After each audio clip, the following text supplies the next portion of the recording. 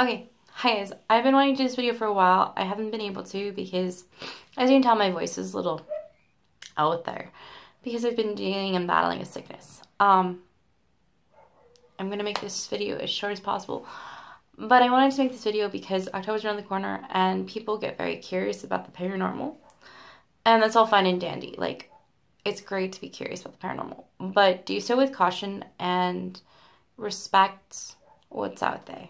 Even if you don't believe in it, respect what's out there. Again, to each their own. But don't go playing with things you don't understand. For example, Ouija boards. You never know what's going to come through that door. So I strongly caution anyone who plays with a Ouija board to do so with caution and to take the precautions to be safe. What those precautions are, I'm not going to go into, but do your research and do so carefully. Because again, you don't know if something good's going to come through the door or something bad. And also keep in mind that depending on the board you're playing with, it may not even be a real board. They are mass-produced a lot of times. And that's the other thing you got to be careful of, because some of the really old ones, they have the ability to bring some pretty interesting stuff in. I myself don't even mess with those. And I'm someone with spiritual gifts. Because again, you do not know what will come through that door. And I have horror stories to tell you about those because as a teenager, many of my friends played with these things and things came through. Again, you don't have to believe me on that. That's your own thing. But I do strongly urge to approach it with caution. And if you do play, anything comes through, salt is going to be your best friend, especially if it's not a nice thing, because salt protects. I cannot emphasize that enough. Salt and sage are your best friends. I want to kind of tell you the whole thing, but my voice is not that great right now, so I really should not talk as much. But I do feel that this video really needs to be on. The second thing is little boxes that supposedly have spirits in them. They call them Dippleducks boxes.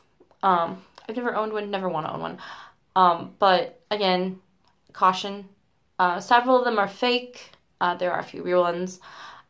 I don't know if it's the movie franchise that kind of made it popular with the idea, but I do know boxes can actually be possessed by things or have not so nice spirits in them. And the wax is a way to seal them in. So that is accurate. According to my spiritual teachers and my training. I wouldn't play with any of that stuff, though. And if you are going to, do so with caution. I also know that if you do decide to mess with one of those things, you have to resell the box because you're basically buying the entity. Otherwise, the being is going to keep coming back and the box is going to keep coming back if it's a real box. Don't know if it works with all the box. It depends on the type of spirit. Again, proceed with caution, my dearies. The third thing is love spells. They become very popular around Halloween and Valentine's. Love spells, if you're doing it in a way that does not interfere with free will, they're more likely to work in your favor. If you start dealing with them in a way that's going to interfere with free will, they are probably going to backfire. Because at the end of the day, if the person does not want to be with you, it's not going to last. Period. There are people in our lives that are just not meant to stay in our lives. And there are people in our lives that are meant to stay in our lives. And love spells can give that little push. But do so with caution. And the big thing is, and something I had to learn on my own spiritual journey, is that love spells, if it's meant to be, it'll be. So you don't need to be playing with that stuff, really. You really don't.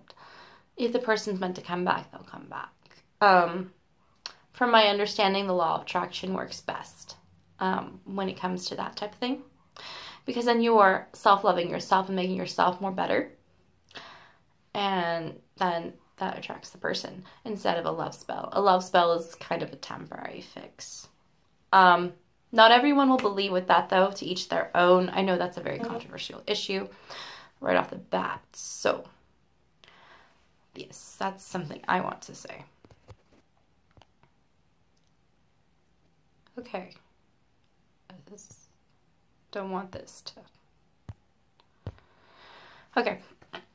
So, that's the thing I want to talk about. The other thing is dancing in graveyards. Please do not go dancing in graveyards. You probably won't upset anything, but by the off chance there is a spirit who's not very keen on this, or there's something watching you that's like, oh, so you want to play. Respecting the dead is very important. Dancing in graveyards is not a good thing to do. Don't do it, because you might upset somebody. So yes, don't dance in graveyards. Again, if you do any of these things, do so with caution. I'm not going to tell you what to do. But I do know that you need to do things with caution. Especially playing with things you do not understand. I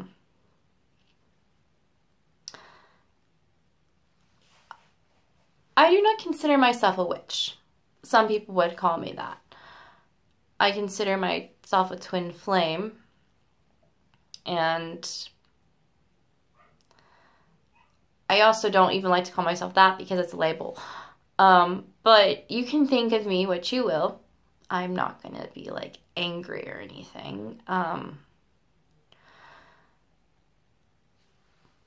But yes, there's a lot of misconceptions about all of that. And also, one thing that really got to me recently, I'm not going to mention any names. Some people that see that you are aware of these things or that you have gifts, they immediately, if they're having a bad issue, they want to blame you. They're like, oh, you're a witch, you cursed me. Okay, for starters, I do not like to curse people, and I do not curse people.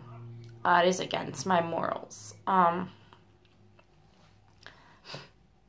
Will I ever curse somebody? I can't tell you that. But I don't think I will. I don't believe I would.